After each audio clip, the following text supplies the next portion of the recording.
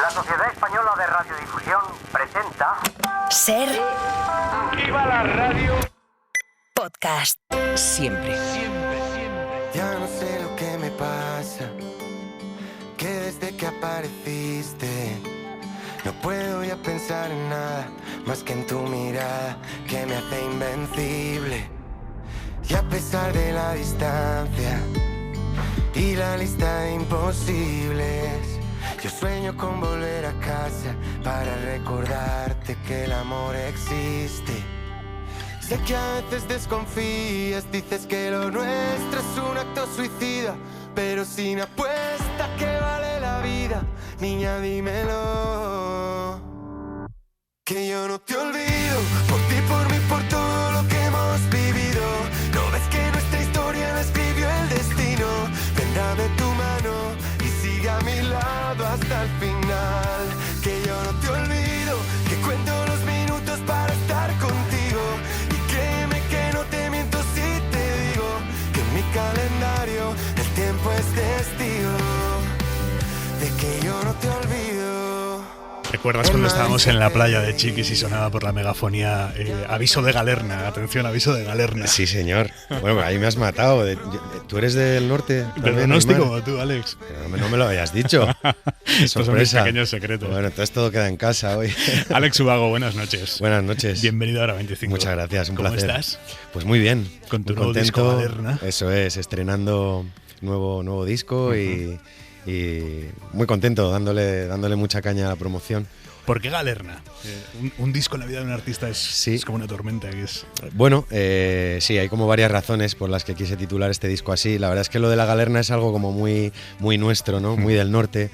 Y bueno, este disco, todos mis discos, todas mis canciones son como galernas, como tormentas de sentimientos, pero además tiene un poco que ver con el carácter un poco novedoso o diferente que tiene este álbum respecto a trabajos anteriores, que implica un cambio bastante grande en algunas de las canciones, en otras no tanto, porque también hay canciones más conservadoras o más del estilo a lo que había hecho hasta ahora, pero hay unas cuantas canciones en el disco que rompen mucho con lo anterior, que suponen un cambio.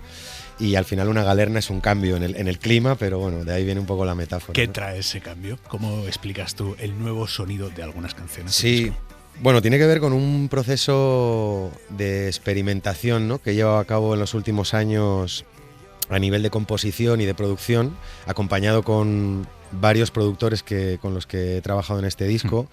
Bueno, un poco con la intención de reinventarme un poco, ¿no? Después son ya 23 años en la música y este no sé si es el 8º o 9º disco. Y no sé, me apetecía ofrecerle a mi público algo distinto, sin perder mi sello, mi esencia, pero actualizarme un poco, ¿no? A nivel de sonido. Entonces un disco que, sobre todo a nivel producción, pues tiene bastantes recursos pues un poco más actuales, con sonidos un poco más que combinan un poco lo orgánico y lo que es un poco más electrónico, samplers y recursos de este tipo, ¿no? ¿Te da un poco de miedo el riesgo que asumes? La verdad es que no.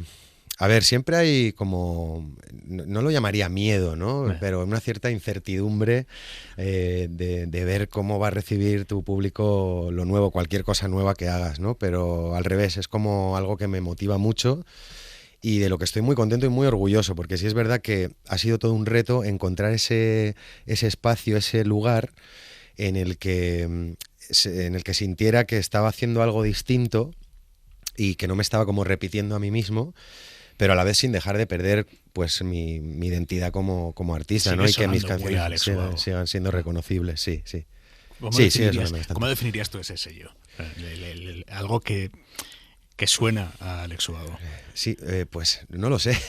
Me costaría definirlo con palabras, ¿no? Yo creo que es indudable que hay una cierta melancolía en mi manera de interpretar, en mis canciones, en mis letras, en mi voz, que es algo de lo que, aunque quisiera, creo que no me podría despegar, porque es parte de mi estilo y de la manera y de cómo me sale componer y cantar. Pero es difícil describir con palabras mi estilo porque creo que es bastante variado, aunque tendemos a poner etiquetas y yo tengo esa etiqueta de baladista. Es verdad que en mi repertorio hay muchas baladas, pero no solo hay baladas, ¿no? Y este disco es la mayor muestra de ello, ¿no? Y si, por ejemplo, vienes a ver uno de mis directos, es también cuando más lo percibes, que en mi repertorio no solo hay baladas, entonces depende. Tomo diferentes influencias, hay canciones más pop, más baladas, otras que se acercan un poquito más al pop rock, hay influencias más folkies, incluso influencias dependiendo de los discos, ¿no? Y en este disco también hay influencias un poquito más modernas, ¿no? Más actuales. Dices, si vienes a ver uno de mis directos, te voy a contar una cosa que no había contado hasta ahora. Yo, el primer concierto al que fui sin mis aitas, solo con una amiga, fue un concierto tuyo. Qué bueno. En el Cursal, en San Sebastián, yo creo que era 2001, acabas de lanzar el disco. Antes de ayer. Y te voy a decir más, porque hoy se cierra un círculo. Fue gracias a unas invitaciones que conseguí en la cadena SER de San Sebastián cuando yo era oyente. O sea que hoy estamos 20 y pico años después sentados en la cadena SER tú y yo aquí hablando de música. Qué bueno, las vueltas que da la vida, pues.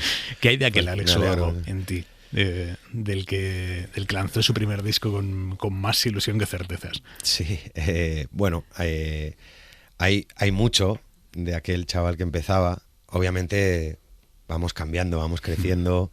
Hace ya 23 años, como te decía, de aquel primer disco, ¿no? Entonces, pues uno va madurando. Sobre todo, cuando miro la vista atrás tengo la sensación, bueno, la certeza de haber vivido muchísimas cosas maravillosas, de haber vivido cosas que ni en mis mejores sueños de niño, de adolescente podía haber imaginado, ¿no? He podido viajar a un montón de lugares, he conectado con un montón de gente a través de mis canciones, he trabajado con grandísimos artistas, compañeros, productores, músicos y de todo eso he aprendido mucho. Entonces, a día de hoy, bueno, pues supongo que tengo las cosas más claras, vas ganando tablas, tengo más claro, aunque a veces, como todos, tengo mis dudas en ciertas cosas, pero creo que tengo más claro lo que quiero, lo que no quiero. Y también creo que valoro todo mucho más. Cuando empezaba, sobre todo el boom de mi primer disco, fue todo tan locura y la velocidad a la que sucedía todo que creo que no era consciente de muchas cosas y la perspectiva de los años te hace valorar mucho más todo, ¿no? Pero la ilusión por la música, las ganas de seguir haciendo música, de escribir canciones, de hacer conciertos, todo eso sigue intacto, ¿no? Pero bueno, ya los años van pasando inevitablemente, ¿no? ¿Qué sabes hoy del éxito que no intuyeras entonces, hace 23 años? Qué buena pregunta. Bueno, supongo que cuando era más jovencito pensaba que el éxito radicaba en las ventas, o sea, muchas veces pensamos eso, ¿no? Como relacionamos el éxito con el dinero, con las ventas, con los baños de masas, con todo esto, ¿no? Y a día de hoy, para mí el éxito es otra cosa, ¿no? Para mí el éxito es estar en paz con uno mismo, el éxito es hacer lo que te gusta, estar tranquilo. El éxito en la vida para mí tiene mucho más que ver con lo personal, con mi situación personal, con el amor que tengo en mi vida, de mi mujer, de mis hijos, de mi familia, de mis amigos. Y en lo que respecta a mi carrera musical, pues simplemente el poder estar aquí hablando contigo, el poder seguir haciendo discos, canciones, tener un público, sea mayor o menor. O sea, evidentemente todos soñamos con llenar estadios, no nos vamos a engañar, pero yo considero que el éxito es poder hacer lo que te gusta, tener ahí un público que te permita hacerlo y ser feliz en tu vida personal y estar tranquilo, ¿no? ¿Cómo se les explica a los hijos pequeños la idea del éxito y la carrera del aita, ¿no? Que el aita depende de gustar y de emocionar a muchísima gente. Sí, bueno, yo a mis hijos no sé si les explico tanto eso, ¿no? Ellos ya lo han ido viendo según han ido creciendo a lo que se dedica el aita. Al principio ciertas situaciones como verme encima de un escenario y ver a mucha gente coreando mis canciones o ver cómo alguien me para por la calle para pedirme una foto, ese tipo de situaciones al principio les sorprendían y no las entendían muy bien y con el tiempo lo han ido entendiendo. Bueno, yo la verdad es que al hilo de lo que te respondía en la anterior pregunta, ¿no? Yo simplemente les hago ver que a mí lo que me gusta es escribir canciones y grabarlas y subirme a un escenario a cantar, y que tengo la gran suerte de poder, de que eso sea mi modo de vida, ¿no? Y luego, bueno, pues obviamente les enseño, ellos han visto pues imágenes, vídeos y cosas de, bueno, pues de años anteriores, sobre todo de mis primeros años, que fueron un boom muy grande. Y bueno, pues les cuento las batallitas del abuelo Cebolleta, que son muchas, y bueno, es verdad que no dejan de sorprenderse, y supongo que ante sus ojos es una cosa un poco extraña, porque al final ellos no me ven como Alex Ubago, yo para ellos soy el Aitá. Punto. Y muchas veces yo creo que cuando me ven encima de un escenario todavía se les sigue haciendo un poquito extraño, ¿no? Extraño esto, ¿no? Sí. ¿Cómo se explica tu conexión tan grande con determinados países, con públicos de determinados países de América Latina? ¿Es algo en tu arte, en tu música, que ha conectado especialmente con un público allí porque tiene una especificidad en la que tú has entrado bien en esa beta? ¿Es un desarrollo de carrera específico que en determinados países se ha hecho especialmente bien? ¿Cómo te lo explicas tú? Pues yo creo que es una combinación de cosas. Una vez más, hay cosas que es difícil explicar con palabras. Ojalá yo pudiera decir cuál es la fórmula para triunfar en la música, o concretamente en América. Hay algo en mi música que ha conectado indudablemente con muchas personas allí. Es verdad que, a ver, no se puede generalizar, ¿no? Porque las personas somos diferentes en todas partes, no se puede decir es que los mexicanos son de una manera o los argentinos, pero sí es verdad que en general el latino es bastante romántico. O sea, el tipo de música que yo hago siempre ha tenido se ha recibido muy bien allí. Y luego también hay una parte de trabajo súper importante. O sea, yo llevo 23 años currándomelo. Pico pala, efectivamente. Yo cuando triunfé en España y mi discográfica decidió editar mi música en América, empecé desde cero allí. O sea, aquí ya tenía un nombre, ya tenía una cantidad grande de seguidores, y ahí empecé desde cero, como tú dices, pico pala, dándome a conocer, llevando mis canciones, recorriéndome los medios con mi guitarra, tocando en lugares pequeños, y poco a poco también creciendo allí. Y es una relación que he mantenido durante los años y que requiere pues estar presente allí, ¿no? Entonces, pues bueno, pues como si me preguntas cuál es el secreto del éxito en la música, pues creo que es una combinación de talento, o de bueno, pues de conectar con a través de la música que haces, de las emociones, de los sentimientos y la manera en que los expresas en tus canciones, y un grandísimo porcentaje de curro, ¿no? Así de claro. Hablas del romanticismo. ¿Cómo se puede seguir generando arte basado en el romanticismo en el momento en el que uno empieza a estar ya más estable en cuanto a su vida emocional, que uno deja ya de vivir estos picos de adrenalina, de todo, sí, que nos da el enamoramiento, la caída en desgracia de las relaciones? Cuando uno ya entra en una fase de estabilidad emocional, familiar, vital, uh-huh, ¿se puede seguir escribiendo bonito sobre el amor? Sí, bueno, yo creo que sí, pero también te digo que no siempre hablo de mí en mis canciones, claro, porque si no sería un coñazo. Y aparte porque cuando tienes una vida, yo creo que cuando tienes una vida sentimental, una situación personal estable y feliz, pues hay algunas canciones en las que puedes hablar de eso, de esos sentimientos que se generan alrededor de esa situación. Pero bueno, también me sigue gustando y me siguen inspirando las historias de desamor, las historias un poquito más oscuras que a veces no encuentro en mi propia vida, y entonces pues me inspiro en otras personas. A veces cuento en primera persona historias que veo a mi alrededor, en terceras personas, en amigos, en fans, en gente que me cuenta historias, o incluso me las puedo llegar a inventar, ¿no? O a veces busco un estado anímico, un sentimiento en situaciones pasadas, ¿no? En este disco, por ejemplo, por ponerte un ejemplo, ¿no? Hay una canción que se llama Idiota, que habla de una historia que viví hace años, con una chica con la que decidí romper, pero luego me arrepentí, entonces me sentí un idiota por eso, porque ya cuando quise intentar volver con ella ya era tarde, y entonces me sentí como un idiota. De ahí viene la canción Idiota.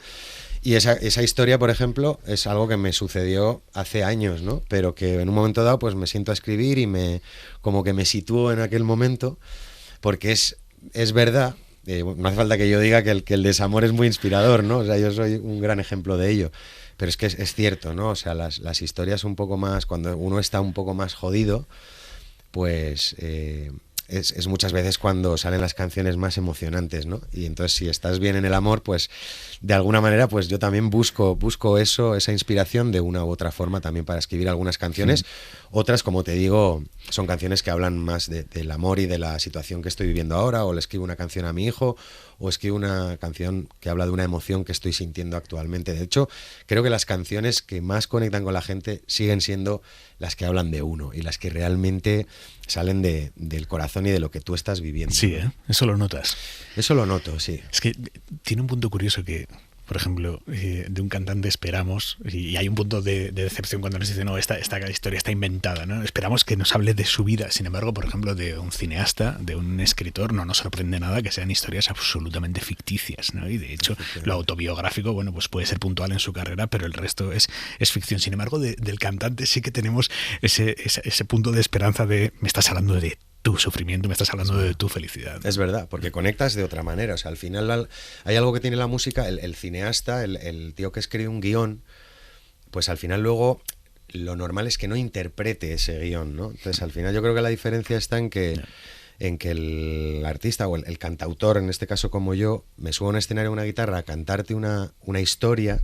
Y conecta mucho más si tú sabes que esa historia la he vivido y la estoy sintiendo y eso te lo transmito. Conecta muchísimo más, ¿no? Eso es así. Pero, claro, es cierto que si nos agarramos a esto, claro, yo no... para escribir un nuevo disco, para escribir una nueva canción, tendría que esperar a que me pasaran cosas que realmente inspiren canciones, ¿no? Entonces yo creo que llega un momento cuando ya llevas una carrera y quieres como mantener una constancia en sacar canciones, discos y tal, en las que ya la composición pasa a ser un poco oficio. Claro. Y a decir, bueno, pues busco la inspiración en diferentes lugares y por eso a veces no me gusta mucho especificar demasiado sobre qué hablan las canciones para no desmontar mitos y para que no haya un chasco ahí de decir, joder, pues esta canción habla de... Me la he inventado, por ejemplo, ¿no? En la historia. Y, pues ya no me llega tanto, ¿no? ¿Notas que la industria, respecto a esto que dices de que componer se convierte en un oficio, porque la industria requiere mucho, cada vez más de vosotros? El otro día nos contaba Ismael Serrano, decía, joder, tengo la sensación de que tú antes te retirabas 1 año y medio para componer y era lo normal. Ahora te retiras 1 año para componer, como Vetusta Morla, y tienes que publicar un comunicado diciendo paramos 1 año. No pasa nada, esto antes se asumía como parte de la vida del artista, ¿no? Es verdad. Sí, creo que tiene mucho que ver eso con la manera en la que funciona la industria hoy en día, en la que vemos, bueno, pues que los artistas, yo te diría sobre todo que esto viene más con los nuevos géneros urbanos y con las plataformas digitales y la nueva manera de publicar música, en la que vemos artistas que publican canciones cada mes, cada mes, cada 2 meses, ¿no? Y vemos que cada viernes salen miles de canciones en las plataformas y a la semana siguiente salen otras miles y así. Entonces hay como mucho input, mucha oferta de cosas, muchos artistas, porque es una de las cosas buenas también que tiene esta nueva era y las tecnologías, que, claro, yo cuando sacaba mis primeros discos, cada semana o cada mes no había tantos lanzamientos como hay ahora, ¿no? Yeah. Entonces es como que da un poco de vértigo, porque parece que si desapareces 1 año la gente se va a olvidar de ti, ¿no? Pero bueno, no sé, siento que los artistas que somos igual un poco más veteranos o que pertenecemos a otra generación, como hablas, como es el caso de Ismael Serrano, por ejemplo, que además lo has mencionado a uno de mis ídolos y de mis referencias de toda la vida, ¿no? Creo que funcionamos, obviamente nos tenemos que adaptar a los nuevos tiempos y a los tiempos, valga la redundancia, que marca un poco la industria hoy en día, pero creo que que no podemos, o sea, no podemos tratar de ¿cómo se dice?, de competir, digamos, con ese sistema y con esos números que hacen estos artistas más actuales, sino que yo creo que tenemos que ir como por otros caminos, o por lo menos yo lo veo así, ¿no? ¿Dónde te ves en 15 años? O sea, ¿qué desarrollo le ves a tu carrera de aquí a 15 años? Primero, ¿quieres estar haciendo música dentro de 15 años? Sí, pues a ver, dentro de 15 años voy a tener 58. Sí, yo creo que sí. Yo me veo, o sea, a ver, yo veo, yo qué sé, ¿no? A un Rafael, a un Perales, a un Sabina. Yo me veo, ojalá me pudiera ver así, ¿no? Como un artista ya, pues cuando tenga 50 y pico, 60 años, pues ahí con mis canciones, con mi carrera, ojalá que llenando mis teatros y seguir haciendo música y quizá a otro ritmo, no lo sé, quién sabe, ¿no? Pero a los 50 y pico ahí, ¿no? puedes empezar ya con la primera gira de despedida. Ya sabes que esta gente hace muchas giras de despedida. Claro, exacto. Seguramente no me pegaré una juerga después de cada concierto, o sí, pero eso ya no lo hago, o sea que... Pero sí que me veo haciendo música toda la vida. O sea que ya no hay juerga después de los conciertos. Pues mira, la hay cuando no tengo concierto al día siguiente. Eso es muy importante. Sí, si tengo concierto al día siguiente soy bastante responsable y además que es que si no se me casca la voz y no doy la talla. ¿Padeces mucho con la voz? A ver, me cuido bastante, o sea, soy como bastante responsable con eso, me conozco muy bien, entonces trato de dormir mis horas, de cuidarme la voz. Ya tengo como ya conozco mis maneras de cuidarme la voz para estar al 100% cuando tengo que hacer un concierto. Cuando empecé en esto y tenía 20 años, las primeras giras me acuerdo que es que me la pegaba después de cada concierto.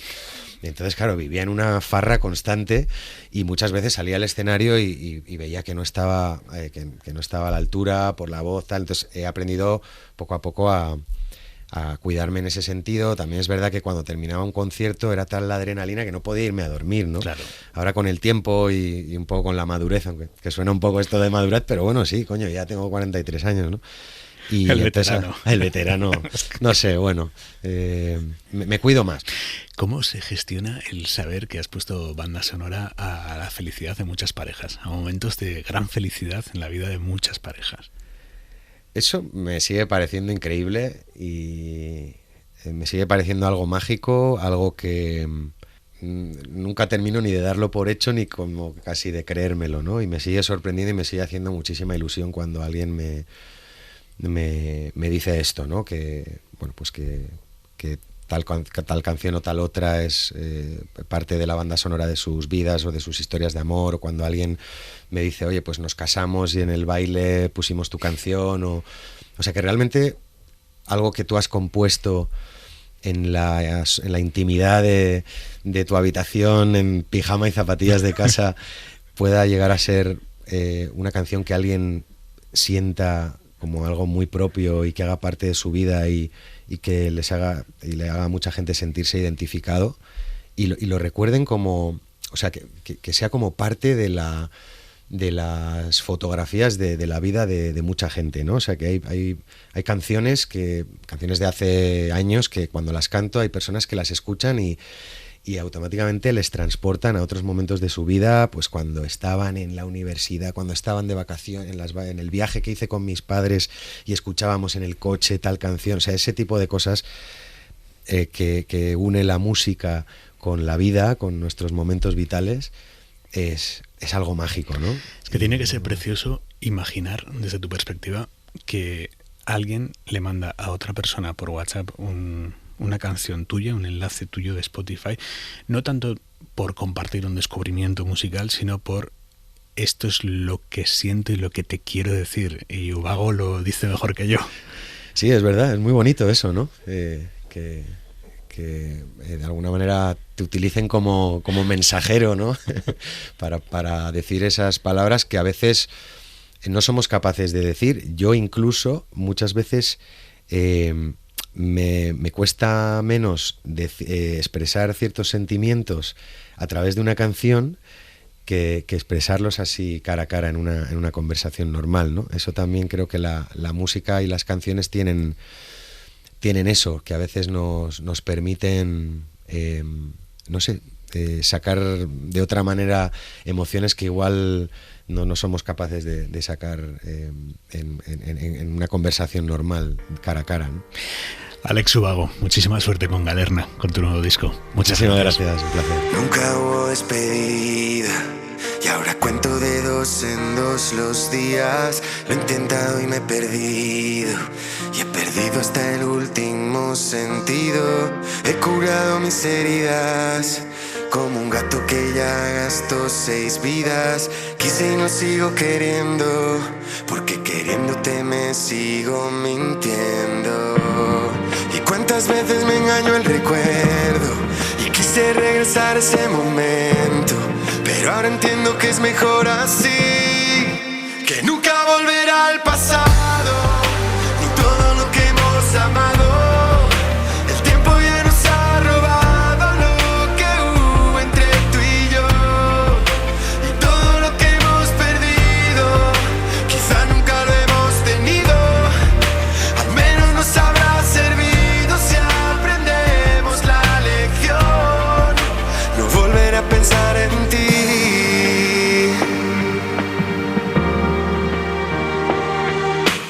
Nunca hubo despedida, pero puede que esta canción nos sirva para que nos quede claro que tomamos caminos separados. Y cuántas veces me mira al espejo, dudando de si hacía lo correcto, pero ahora entiendo que es mejor así, que nunca volverá al pasado, ni todo lo que hemos amado. El tiempo ya nos ha robado lo que hubo entre tú y yo, y todo lo que hemos perdido, quizá nunca lo hemos tenido. Al menos nos habrá servido si aprendemos la lección, no volver a pensar en ti, no volveré a buscarte, ya no habrá segunda parte. Sabes que esto ha de acabarse aquí. Oh, ya no queda nada, no arde nuestra llama, se apagó, igual que empieza acaba. Oh, sobran las palabras, ya no habrá mañana. Sé que nunca volverá al pasado, ni todo lo que hemos amado. El tiempo ya nos ha robado lo que hubo entre tú y yo, y todo lo que hemos perdido, quizá nunca lo hemos tenido.